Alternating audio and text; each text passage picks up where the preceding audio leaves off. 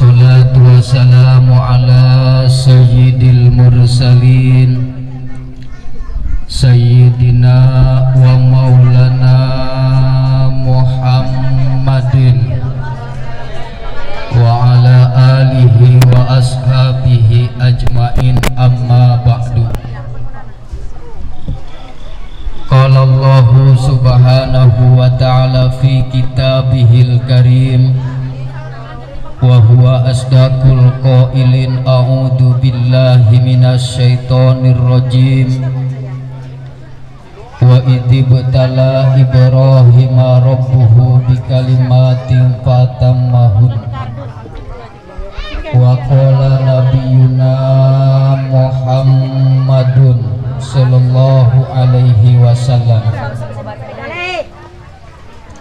haqqul walid alal waladi salasun, ila akhiril hadis. Sadaqallahul azim wa sadaqa rasuluhun nabiyul habibul karim, wa nahnu ala dzalika minasyahidin wasyakirin, walhamdulillahi rabbil alamin. Hadratil mukarramin, para asatid, para tokoh, para sesepuh, para asatid wal asatidah, aparatur pemerintah Desa Sukahurib yang berkemungkinan hadir, yang tidak saya sebutkan satu persatu. Yang saya hormati keluarga besar Sohibul Hajat, Bapak Komara dan Ibu Sakilah sekeluarga. Kita doakan mudah-mudahan hajatnya diberkahi oleh Allah subhanahu wa ta'ala. Mudah-mudahan diberikan rizki yang berlimpah, habis hajat bisa berangkat ke Mekah, bisa kebangun rumah yang megah, bisa kebeli mobil yang mewah. Yang saya hormati ibu-ibu hadirat yang hadir semua di tempat ini, mudah-mudahan kita semua selalu diberikan kesehatan oleh Allah subhanahu wa ta'ala. Allah berikan rizki yang banyak dan barokah. Kalau ada di antara kita yang sedang sakit, Allah angkat penyakitnya. Kalau ada di antara kita yang punya utang, biar pada cepat lunas utangnya. Amin ya Allah ya Rabbal. Ibu-ibu hadirat yang dimuliakan oleh Allah subhanahu wa ta'ala, pertama-tama sama-sama kita panjatkan puja dan puji syukur kehadirat Allah yang telah begitu banyak memberikan nikmat kepada kita. Sholawat dan salam semoga terlimpah curahkan keharibaan baginda alam Nabi besar Muhammad sallallahu alaihi wasallam. Kita baca sholawat, Bu. Salatullah salamullah ala toha rasulillah. Salatullah salamullah ala yasin habibillah. Ayo bareng. Salatullah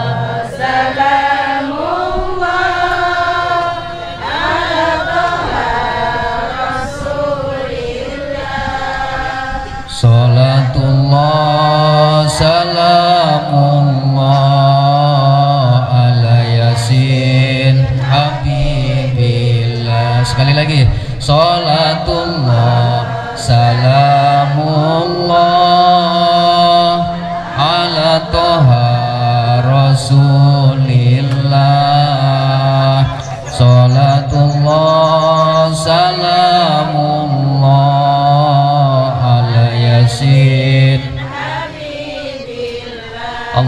sholli ala sayyidina Muhammad. Bapak, Ibu, hadirin hadirat yang dimuliakan oleh Allah Subhanahu wa taala. Di pagi hari menjelang siang ini kita sama-sama berkumpul dalam acara walimatul khitan. Kalau bahasa kitanya sunatan, kalau bahasa Sunda namanya nyepitan. Apa yang dinamakan dengan khitan? Khitan bagi laki-laki menurut guru saya itu ada dua macam. Jadi khitan ada dua macam, dua model, dua potongan. Yang pertama, guru saya bilang khitan buat laki-laki itu potongannya namanya potongan cincin. Gimana potongan cincin itu? Jadi dipotong rata. Apa yang dipotong rata? Kulup. Kulup itu apa sih? Keluncupan anak laki-laki dipotong rata. Ini namanya potongan cincin. Apa manfaatnya khitan dengan potongan cincin? Manfaatnya nanti anak yang disunat ini cepat warasnya, cepat kering, cepat sembuh. Yang kedua namanya sopak lodong. Apa namanya, Bu? Sopak lodong. Sopak lodong itu yang bagaimana? Sopak lodong itu tuh begini. Terus, nah itu paham udah tuh. Dari atas diteros ke bawah. Jadi bawahnya ini disisain. Gabernya rada gede. Ini emang rada lama warasnya. Tapi kalau udah waras ini gabernya gede. Nanti kalau punya bininya kagak kehilangan karena garukannya ini cukup lumayan. Namanya apa tuh? Sopak lodong. Apa manfaat daripada khitan? Yang pertama, litaisirin nadofah, untuk mempermudah ketika bersuci. Karena Islam menganjurkan supaya kita bersih. Kita mau sholat perlu wudhu. Kemudian bersucinya kita kagak sempurna kalau kagak dikhitan.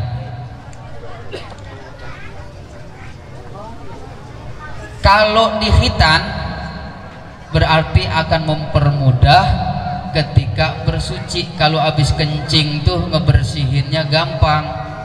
Saking gampangnya, kalau orang yang profesinya sebagai supir lagi bawa mobil pengen kencing di jalan, cukup itu mobil diparkirin, dia berdiri di samping mobil.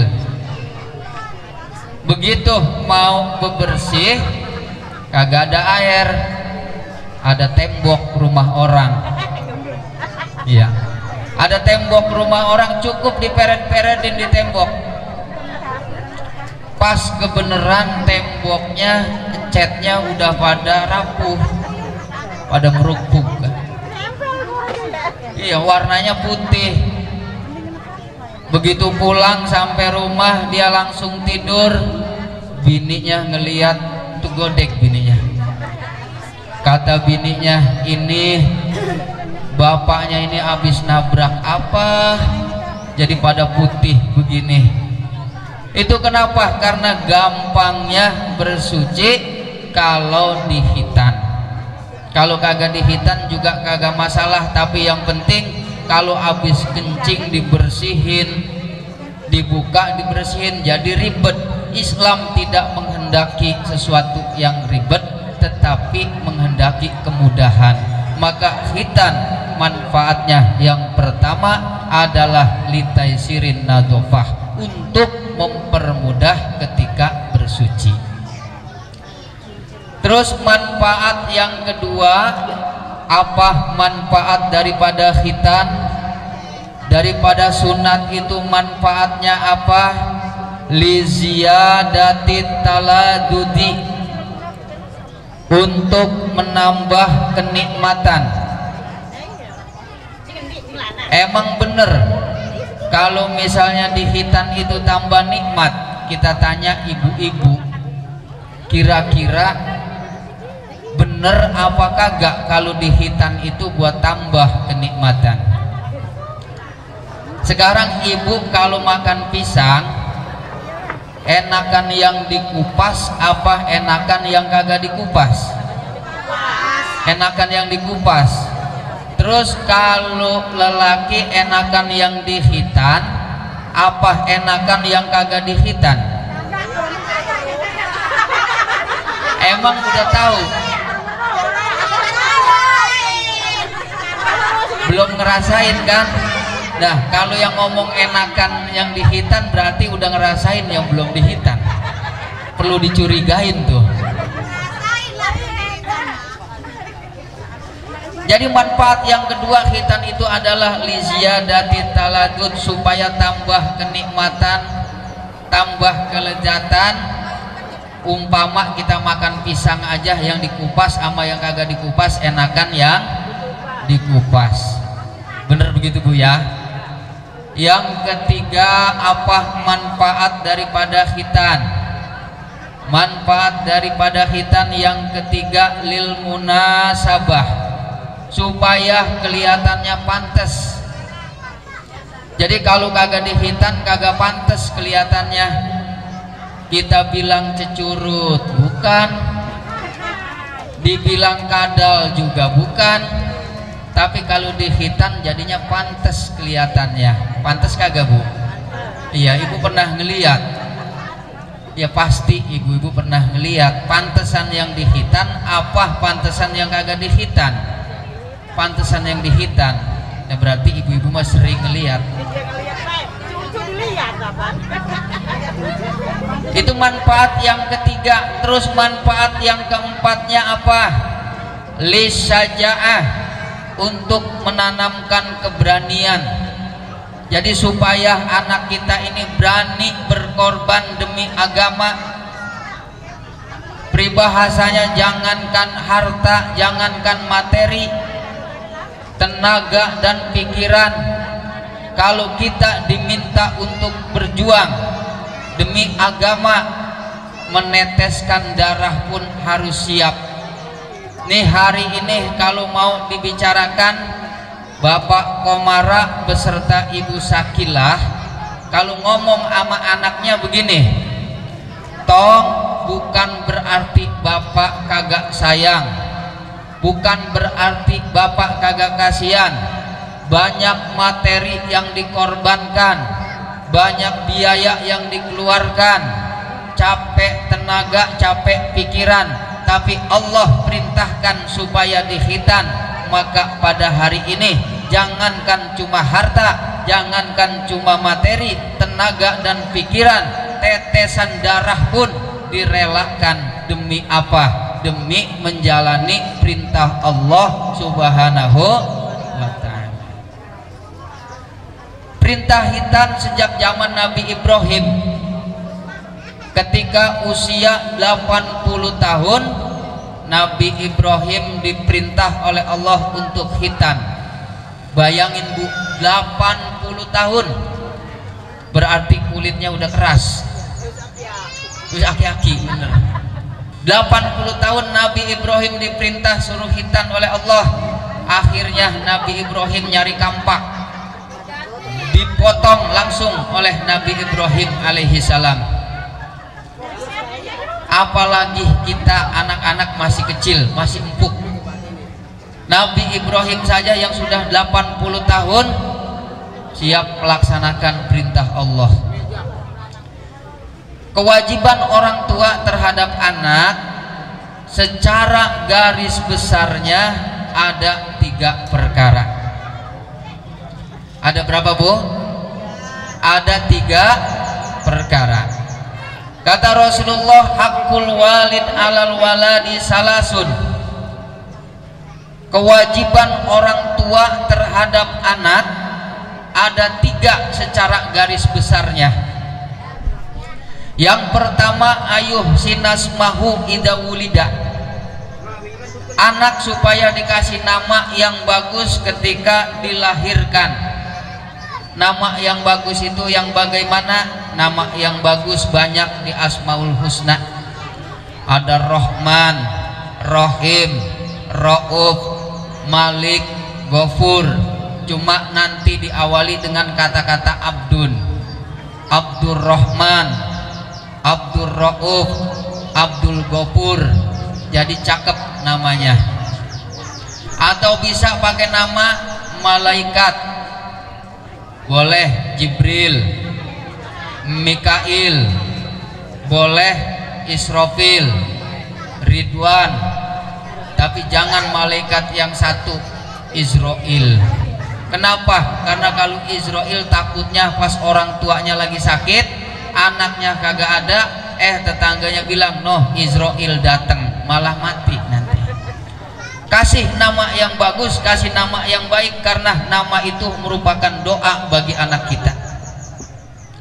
Kemudian kewajiban yang kedua, wa ayu addibahu idza aqala.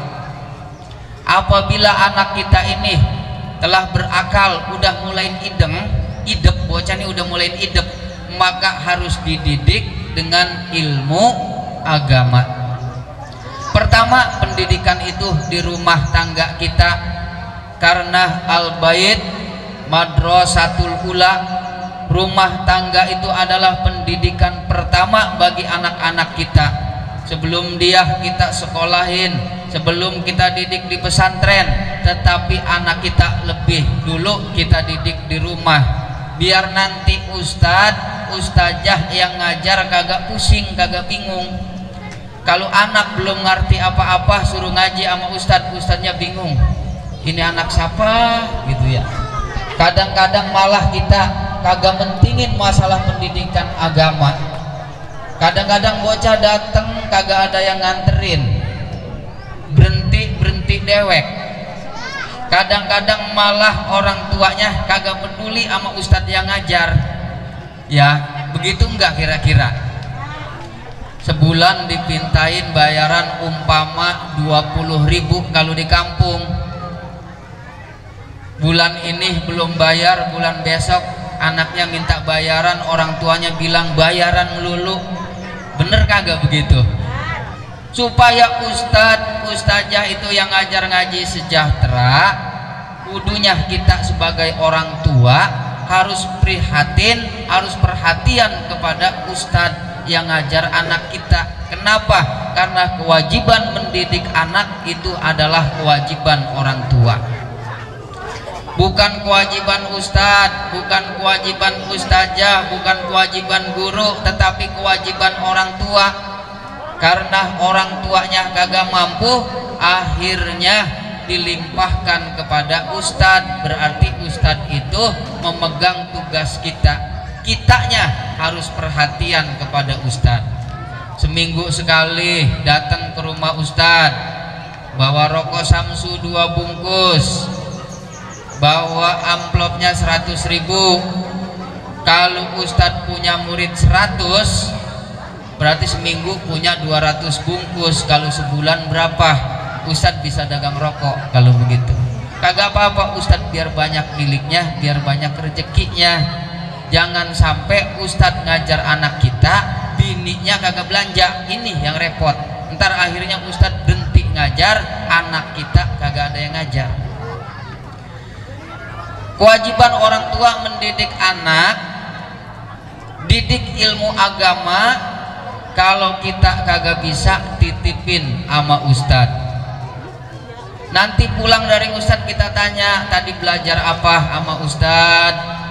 Perhatiin anak kita. Kata anak kita baru ngapal huruf hijaiyah mak, coba udah hafal apa belum? Dites sama kita, hafal mak, coba baca. Kata anaknya, abatasa jahaho dadaroza sasaso doto doa gofako kalamana wahaya. Apal gak Bu? Baca bareng ayo. Abatasa jahaho dadaroza sasaso doto doa gopako kalamana wahaya. Senang apa kagak kalau anak kita bisa ngaji Bu? Sebagai orang tua, jangankan anak bisa baca Al-Quran, jangankan anak kita bisa baca kitab kuning, baru ngedenger anak adzan di musola, baru ngedenger anak adzan di masjid aja orang tua udah seneng. Betul apa kagak? Orang tua akan bahagia kalau anaknya bisa paham tentang ilmu agama. Makanya didik anak kita jangan terlalu banyak main HP. Kita zaman sekarang anak kita banyakkan main HP daripada pegang Al-Quran. Bukan cuma anak-anak, yang tuanya juga begitu. Bener kagak? Ibu-ibu juga begitu, banyakkan pegang HP apa banyakkan pegang Al-Quran? Banyakkan pegang HP. Mau makan pegang HP, habis makan pegang HP. Mau tidur yang dilihat HP, bangun tidur yang dilihat HP, HP juga. Mau berak pegang HP. Ada yang begitu? Wah, banyak bener.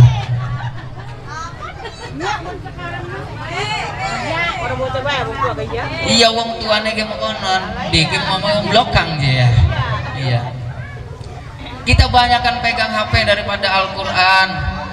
Makanya anak kita kalau disuruh sama kita bisa jawab, tong sono baca Al-Quran. Ah, emak gue main HP baik. Bener kagak? Iya begitu emang. Jadi banyakkan main HP daripada Al-Quran. Pendidikan anak adalah tanggung jawab orang tua. Anak bisa menyelamatkan kita, anak juga bisa menjadi fitnah nanti pada yaumil kiamah ketika orang tua melalaikan pendidikan anak-anaknya. Kemudian yang ketiga, secara garis besarnya kewajiban orang tua terhadap anak, wa ayyujawijahu idza adroka. Anak dikawinin kalau dia kira-kira udah pengen kawin, udah punya pasangan, niatnya udah kenceng, usaha juga udah bisa, usia udah dewasa, jangan diantep, dikawinin. Kenapa? Karena takut kalau seandainya nanti anak kita berbuat yang kagak-kagak, maka orang tua akan terkena dosa. Na'udzubillahi min dzalik. Bapak Ibu hadirin hadirat yang dimuliakan oleh Allah Subhanahu wa taala, pada pagi hari ini kita sama-sama doakan Bapak Komara dan Ibu Sakilah. Mudah-mudahan putranya yang dihitan, siapa itu namanya, supaya dijadikan oleh Allah Subhanahu wa taala menjadi anak yang soleh, yang berbakti kepada kedua orang tuanya, patuh dan taat kepada Allah Subhanahu wa taala. Bapak Ibu hadirin, kula ora suwe-suwe karena anak pengajian ning warung bingung. Jadi iki mah hanya sekedar idkhalus surur kepada sohibul bait, juga silaturahmi kepada bapak dan ibu. Mudah-mudahan walaupun singkat, apa yang saya sampaikan ada manfaatnya. Mari sama-sama kita beristighfar, mohon ampun kepada Allah Subhanahu wa taala. Ibu, bareng kita beristighfar. Astaghfirullah Rabbal baraya, astaghfirullah minal khotoya.